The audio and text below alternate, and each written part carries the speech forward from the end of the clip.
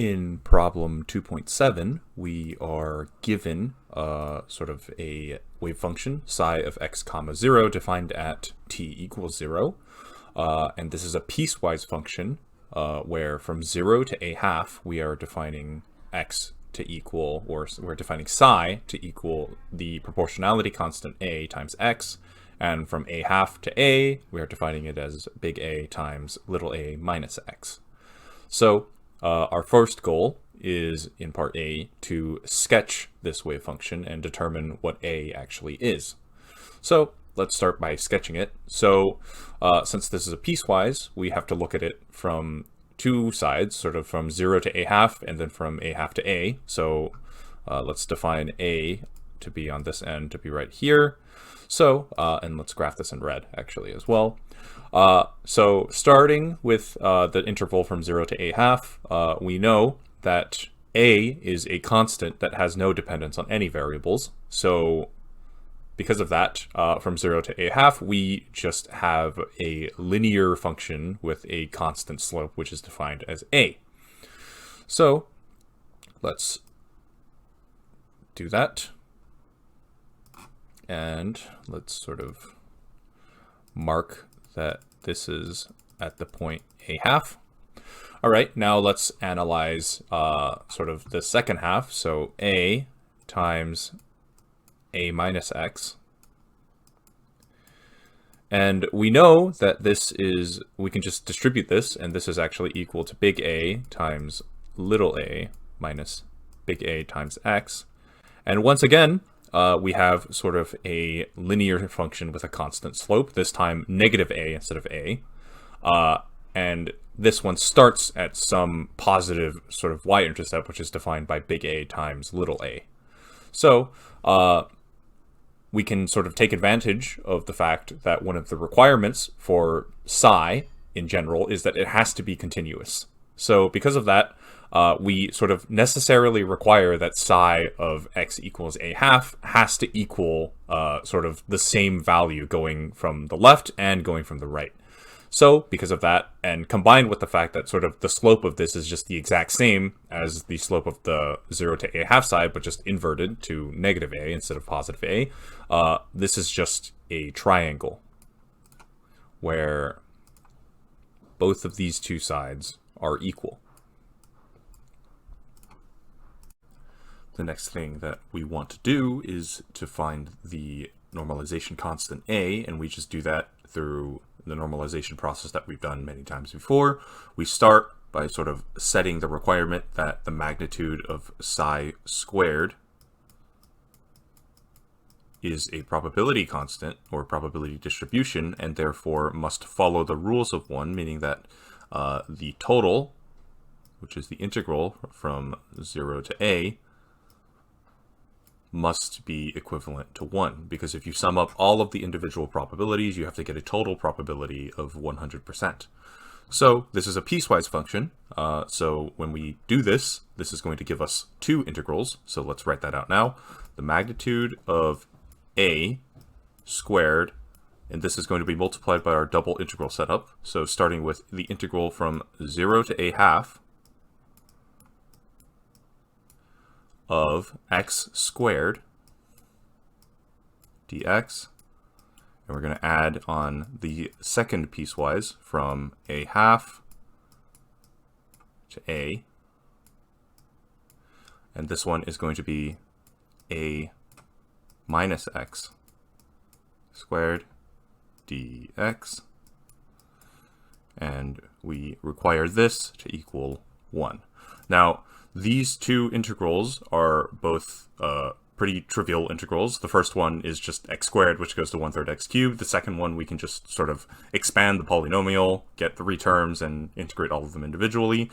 So I'm not going to sort of waste time doing them. You can very easily plug them into an integral, and you should be able to do them very easily anyway. But the final result is that a is going to be equal to the square root of 12 divided by a cubed. Oops, bit of a messy fraction there. And this is what we should get for our normalization constant a. now that we know what the now that we know what the normalization constant A is, we can move on to part B, which is to find the time-dependent general wave function psi of x comma t for this system. And the way we're going to do this is the exact same as what we've been sort of working on all this time, which is to use Fourier's coefficient or Fourier's trick to find the coefficient c sub n, and use the fact that the solutions to the square well are complete to create a sort of infinite summation to describe our general time-dependent wave function. So I'm started off by sort of just writing out the actual t equals 0 wave function with a included. And the next thing we're going to do is we're going to recognize that the square well solutions are complete. So we can write any arbitrary wave function, including our general psi of x comma t, to be equal to the summation with index n of c sub n, little psi sub n, and little phi sub n. So, as we've sort of learned before, this is purely x-dependent, and this is purely time-dependent. So, we can sort of say that if we set time equal to 0, then psi of x comma 0 is going to be equal to the summation index with n of c sub n psi sub n. And the reason why that we're sort of excluding the phi sub n is because this is a purely complex exponential, where phi sub n is proportional to e to the negative I times t, or negative I, and then some constant beta, or not constant, but some term beta times time. And we proved this earlier in 1.2. And if t is equal to 0, then this is just going to give us e to the 0, which is just 1. So because of that, psi at x comma 0 is going to cause all of the phi sub n terms to sort of cancel out to 1. So we can just ignore them. Now, we actually plug in these values because we know what psi of x comma 0 is. We just solved it in part A, and we have it right here. And after that, we use Fourier's trick to sort of solve for these coefficients c sub n. So let's sort of start by writing out the solution for c sub n. So we use Fourier's trick for this, and we start by multiplying psi m star. Well, actually, it might be easier to do it on this side. Let's write it in red. We start by multiplying the separable solution psi m star on both sides. And if you're not familiar with this process, then please go back to 1.2 to sort of look at how Fourier's trick is derived, because this is exactly what we're doing. We move on and take the integral from both sides from 0 to a. So the integral from 0 to a, and the integral from 0 to a. And there's supposed to be sort of a dx on both sides, but I'm just going to leave that out because I'm running out of room. However, these terms, the psi n, psi m star terms, are sort of orthonormal, so they can only equal 1 when n equals m, and they equal 0 in any other case where n doesn't equal m. So as a result of that, we automatically get that the cn term, which sort of comes out of the integral, is going to be left alone, and everything else, sort of every other term in the summation for n goes to 0 other than n equals m. So let's just say that n equals m. So in that case, we get cn is equal to the integral from 0 to a of psi n star times psi of x comma 0 dx, where we're sealing off our integral with dx. Now we just sort of solve for Cn by plugging in everything that we know. So psi n star is the complex conjugate of the solutions for our stationary well, infinite stationary well, and we already know what these are. We know that psi n star is And since there's, we're actually going to say that this is equal to psi n standard without the star, because there's no imaginary terms sort of in our purely x-dependent wave function for the infinite square well. So the complex conjugate is going to be just identical to the standard solution that isn't the complex conjugate. And this is going to be equal to the square root of 2 over a times sine of n pi x over a for a square well that is infinite in depth and with a width of a. So we plug this in, and we also know that psi of x comma 0 equals this piecewise, so we're going to end up splitting our final sort of solution for c sub n into two separate integrals, once again, as before. And this is sort of the pain of working with piecewise functions, so we have to basically do everything twice. But we start with the first half from 0 to a half. We're going to multiply all the constants at the front, so the square root of 2 over a.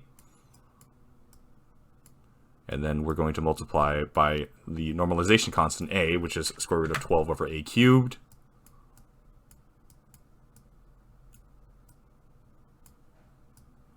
And then we multiply by the sine n pi x over a term.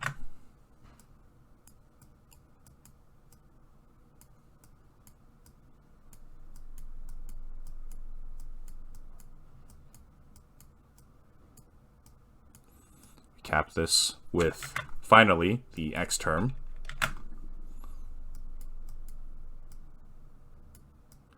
And then we add sort of the same thing for the second half of our sort of system. So from a half to a.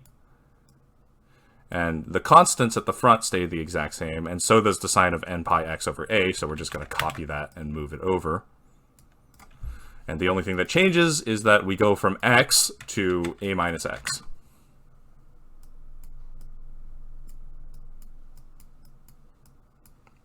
dx. And now, once again, we have sort of a very tedious but relatively trivial integral that we need to do.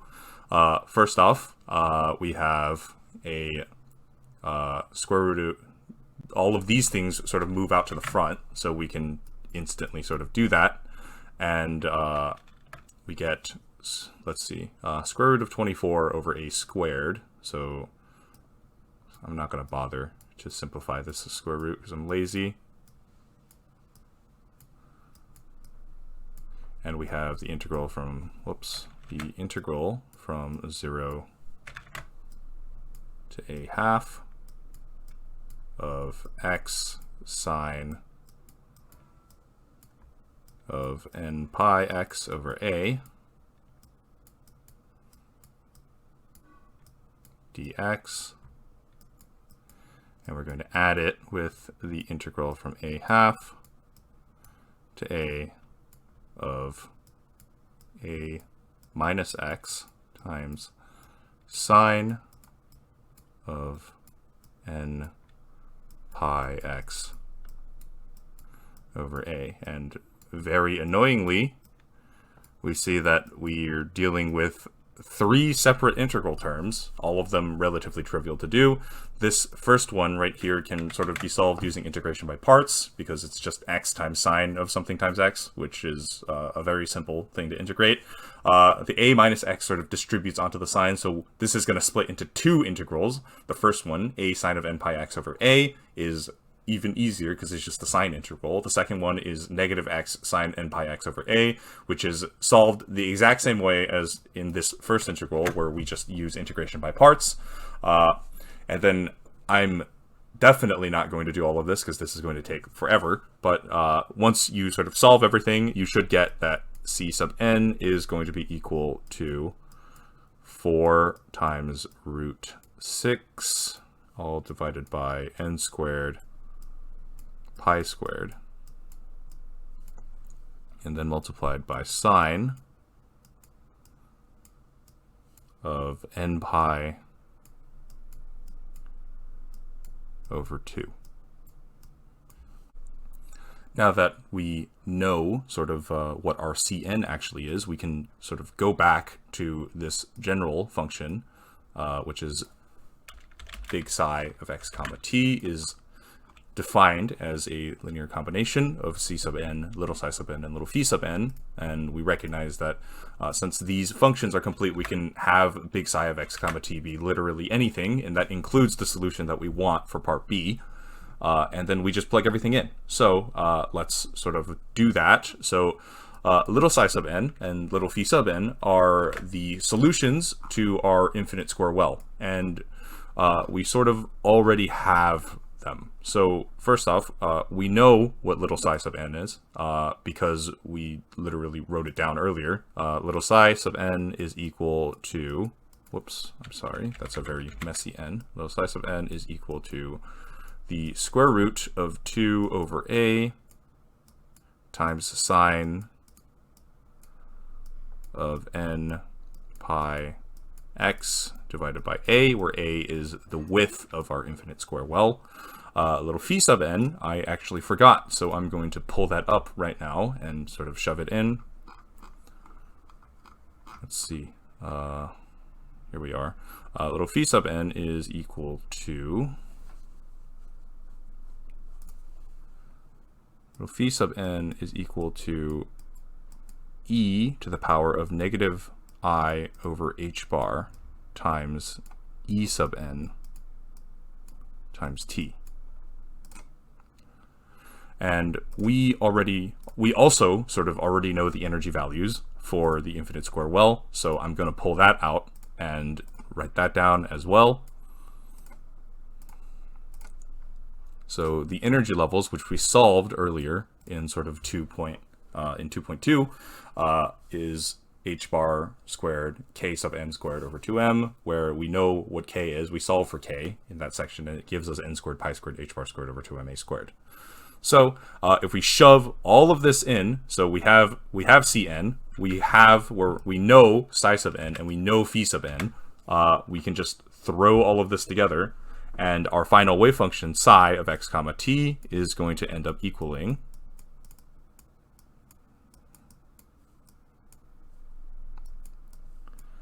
let's see. So we have 4 times square root of 6 square root of 12, so that's 8. So 8 over pi squared times square root of 3 over a. And then our summation with index of n going from 1 to infinity. And we have 1 over n squared, which we're bringing in from the Cn right here. And then we have the sine of n pi half for the Cn term.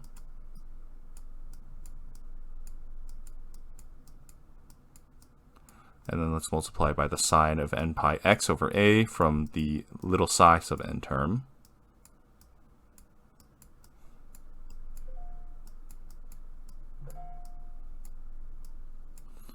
And then finally, we have this big nasty exponential, which if we plug in for e sub n, should give us e to the power, whoops, that is a horrible looking e, e to the power of negative I times h bar times pi times pi squared times n squared,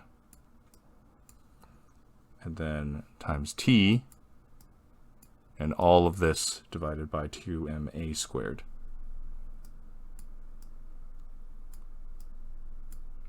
So not exactly the nicest looking function that we've sort of defined here, but this is the correct answer, and it is sort of what we get, because inevitably some of these solutions are going to end up being very messy, considering that it is an infinite summation after all. But yeah, this is sort of the final solution, and this is the answer to part B. Next, for part C, we want to find the probability that measuring our system will yield the energy value of E sub 1. So let's sort of start by recognizing that, or sort of confirming what we already know, which is that our arbitrary wave function big psi of x comma t is a linear combination of all of these sort of stationary states, C sub n, psi sub n, phi sub n. So the probability density, which is mag psi squared,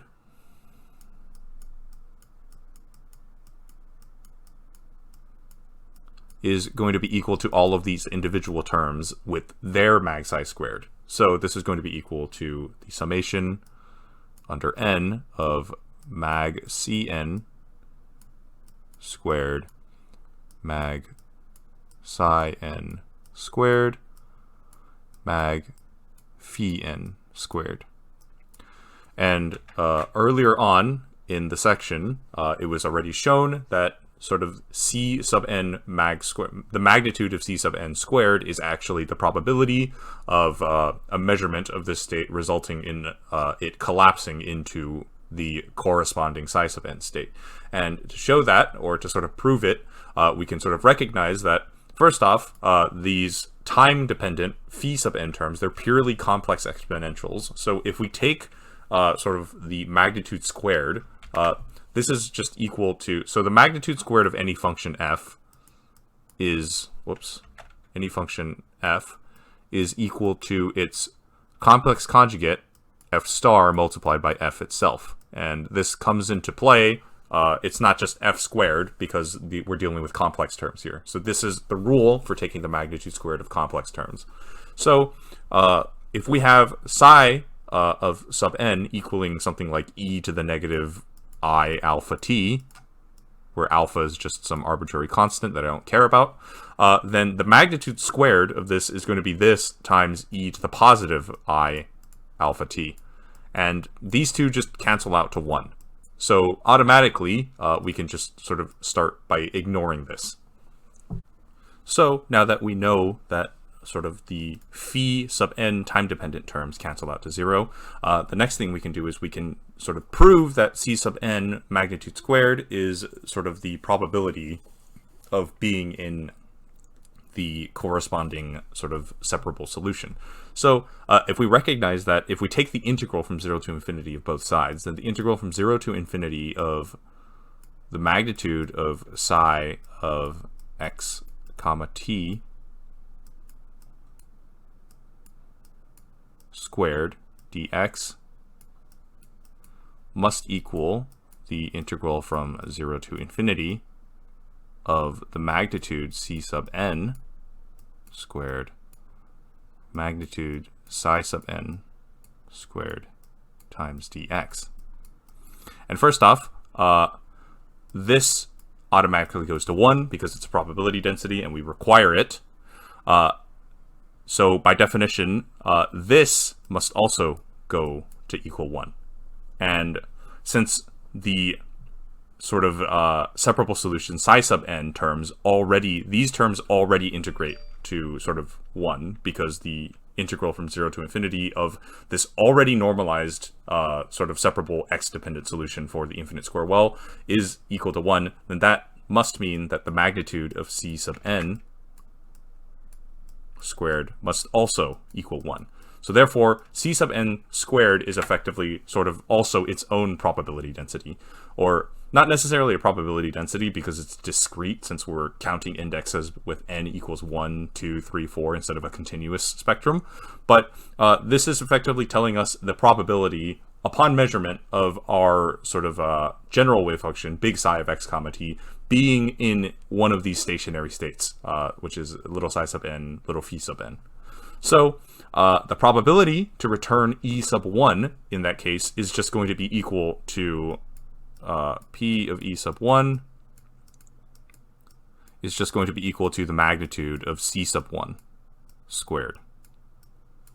So we already know that Cn, we already know the formula for Cn. It's right here. Cn equals 4 squared of 6 over n squared, pi squared sine of n pi half. So that means that C1 must equal 4 over root 6 over pi squared times sine of pi half. And sine of pi half is just 1, so we can just ignore this. And the magnitude C1 squared, well, that is going to be just, there's no complex terms, so we just square this. So this is going to be 16 times 6 over pi to the 4th. And if we shove this into a calculator, this is going to return for us, I think, 98.6%.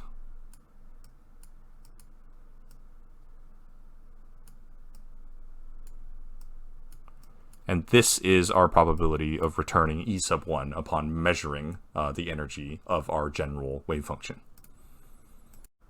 Finally, we have part D, which asks us to use equation 2.21 to find the expectation value of the energy. And this is very much sort of a simple plug-and-chug finale to this problem. So equation 2.21 tells us that the expectation value of the Hamiltonian, and therefore the energy, is in fact equal to the summation from 1 to infinity, with n being our index, so n equals 1 all the way to infinity, of the magnitude of Cn squared times E sub n. And we already know sort of what E sub n is, and we also already know what C sub n is, because we already solved them earlier. So if we just shove everything in, so let's actually grab the values that we sort of defined from earlier on. E sub n is our simple, very simple sort of infinite square well solutions. So let's sort of add this here. And C sub n is the coefficients for said solutions, which we have right here. So if we literally just take it and plug and chug, then we get that the expectation value of H is in fact equal to, let's see, 4 and 2 cancel out to 2. So this is going to be 2 root 6 over pi squared, I think, at the front. And we also have the ma squared term, so pi squared times ma squared. Apologies. I just realized I made a bit of a mistake here. It's supposed to be the magnitude squared of these terms for Cn. So we have, let's just write this out fully. So we have 16 times 6 over, let's see, pi to the 4th, and then multiplied by the En constants, which are pi squared, h bar squared over 2ma squared. And then we have our summation term from n equals 1 to infinity. And then we have the Cn squared term, so 1 over n to the 4th times sine squared of n pi half. And then we have the En n squared here. So what does that give us? Let's see. That gives us, obviously the n squareds cancel to give us a squared term here. The pi squares cancel to give us a square term here. 2 becomes 3. So I think this is 48 times h bar squared over m pi squared ma squared.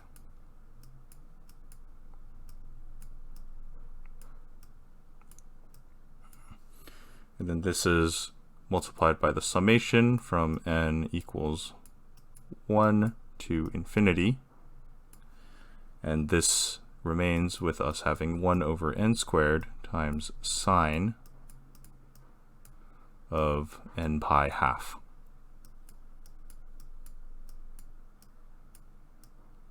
And this is the answer that we get. Not necessarily I'm not entirely sure why they ask us to do this, other than to get acquainted with this traditional formula, because we're not really doing anything other than just plugging everything that we've gotten from parts A through C into this equation, but this is the final solution.